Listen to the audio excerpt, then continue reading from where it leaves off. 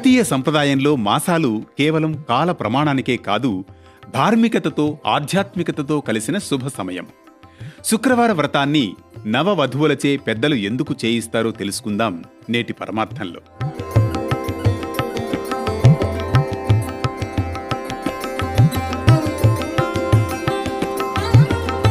శ్రావణమాసం అనగానే సాధారణంగా సోమవారాలలో శివుని పూజ, మంగళవారాల్లో మంగళ గౌరీ వ్రతం, శుక్రవారాల్లో లక్ష్మీ పూజ శ్రద్ధాభక్తులతో పాటిస్తారు మహిళలు. ఈ శ్రావణ శుక్రవారాలంటే గృహలక్ష్ములకు ఒక ఆధ్యాత్మిక ఆత్మవిశ్వాసం కలిగించే పర్వదినాలు. ఈ శుక్రవారాల్లో మహిళలు మంగళసూత్రధారిణులుగా లక్ష్మీదేవిని తమ ఇంటిలో ప్రతిష్ఠించి పూజలు చేస్తారు. అమ్మవారికి పిండి వంటలు, పళ్ళు నివేదించి పువ్వులతో అలంకరించి వ్రతం పాటిస్తారు. లక్ష్మీదేవి సంతృప్తిగా ఉంటే ఆయురారోగ్యాలు, సంపదలు, సంతానం, విజయం అన్నీ అనుగ్రహిస్తుందని విశ్వాసం. ఇంకా ఈ శ్రావణ శుక్రవారాల్లో ఒక ముఖ్యమైన విశేషం ఏంటంటే నవవధువులతో వ్రతం చేయించడం. పెళ్లైన వెంటనే అత్తగారు కొత్త కోడలితో వరలక్ష్మి వ్రతాన్ని దగ్గరుండి చేయిస్తారు.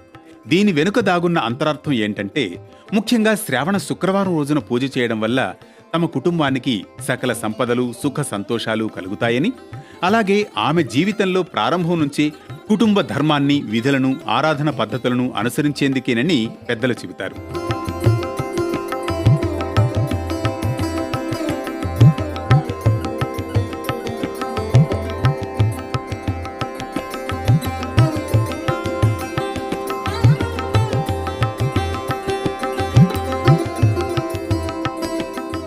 మరీ ముఖ్యంగా ఈ శ్రావణ శుక్రవారం వ్రతంలో భాగంగా నవవధువుకు చారుమతి గురించి వివరిస్తారు.